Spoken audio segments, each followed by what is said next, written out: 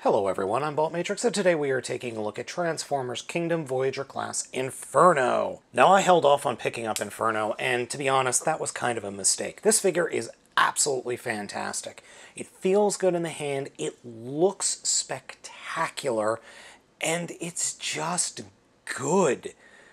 It's just a good dang Transformer, which after getting a hold of some figures that I haven't been really happy with, is just a nice change. Inferno is a little bit different than Grapple in a couple of key space spots. We'll show those off in a minute, but overall they are very similar figures. They're exactly the same mold with just a different head and a couple of different accessories. Head sculpt is excellent. The black, the silver, the yellow, the blue all work very well together, and I like this way more than I like Grapple. Grapple's head is similar, but it's all yellow, and then its face feels much smaller than Inferno's. It's not bad by any stretch of the imagination, but I like Inferno's head sculpt better. Besides the head sculpt being different and the crane on the back being replaced by an extendable ladder, the other differences are the accessories. This piece that plugs into the side of his head as a hose, these wings that fold back and then flip out in robot mode. The guns are exactly the same, and then they have hoses on either side of the figure. Come back here, knee. That plug into the sides of the legs. These hoses, they don't do anything, but they do add a nice little snazziness to the figure, we'll say. Inferno's poseability is pretty good. Head is on a swivel, but the entire chunky section that his head rests in does not move. Shoulders are on hinges and swivels. There are upper arm swivels, bend at the elbows. Fists do not articulate. I really wish they did, though. Torso swivel is present, can kick forward plenty, can kick back plenty, can do a full 90-degree split.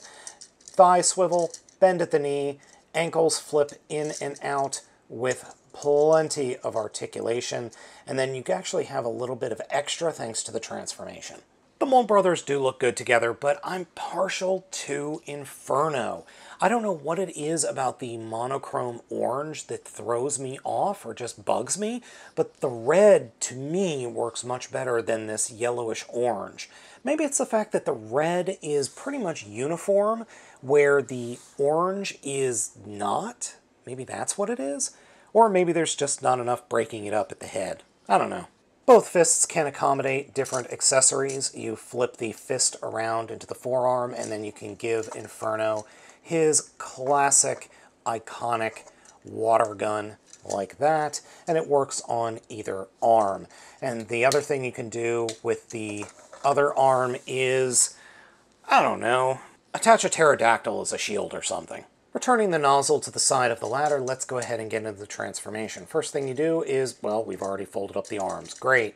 Come to the back of the head and flip the little wings back, and they will peg into place. Unpeg the entire head and accordion it away from the figure, and then grab the head and flip it back into, well, its entire rear section. Then grab the ladder, flip it up, and pull it forward until it snaps into place. Take that entire accordion section and rotate it down, come down to the feet, extend the feet down, flip them forward, and do that for both legs, and then just point the legs straight down. And then, when they're pointed straight down, take the ladder section, fold it back, and peg them into place. And Hasbro has learned to not screw this up, thankfully, like they did with Grapple. Crud, have I been calling him Hoist this whole review? Oh lord. So these pegs are not that tight, or not nearly as tight as they were with Grapple, which is welcoming. I like to just point the ladder up, take the arms, point them straight forward like this, and then unpeg the shoulders and flip them back. Turn the forearms so that the peg and peg holes meet, and do that on both sides. And snap them together, and then fold the entire front of the vehicle mode down, and there are peg holes inside the arms, and they will peg into place on the back. Drop the ladder down, and we're done. The vehicle mode is very nice. It's a clean fire truck. It does require a little bit of stretch of your imagination or you know, just kind of going with it because it doesn't look like any real fire truck, but I like the fire truck mode. I think it works well, and it works better than, or a little bit better than the crane mode that Grapple is. Yeah, you've got this giant dump truck opening in the back. What are you going to do? I mean, seriously, who cares?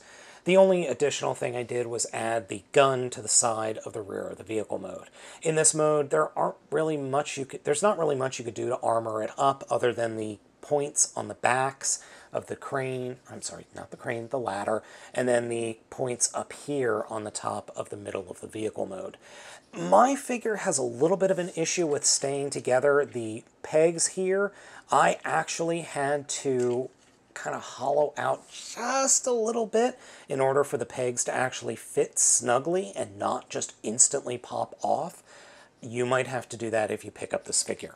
Again, next to his mold brother in vehicle mode, the differences really do stand out a bit, and they're weird. They're just weird. Where Inferno feels uniform in color, except for this one line up here by the siren lights, Grapple isn't uniform in color. It's just kind of all over the place in the orange and the yellow. But Inferno, or at least my copy, does not suffer from that. And I like a fire truck more than I do a crane truck. It's just a personal preference. The only difference that I really don't like is the lack of coloring for the front headlights. You can see there on Grapple, it has blue headlights and a blue canopy, or blue front windscreen, where Inferno's is just black plastic and clear headlights. I actually like the blue-colored headlights on Grapple more than I do Inferno. Overall, though, Inferno is a great figure, and itches that...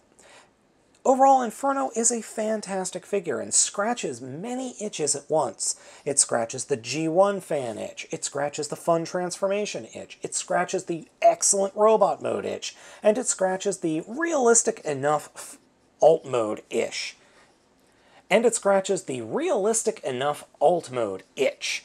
So yeah, I recommend Inferno quite a bit. It was a mold, or a box... Inferno was boxed together with Earthrise Starscream, and he's totally worth picking up and adding to your collection. Now, if you don't want a fire truck or you're not into repaints, totally understand that. So folks, let me know what you think of my favorite fire truck down in the comments. Thank you so much for watching. I have been Baltmatrix, and I'll catch you all next time.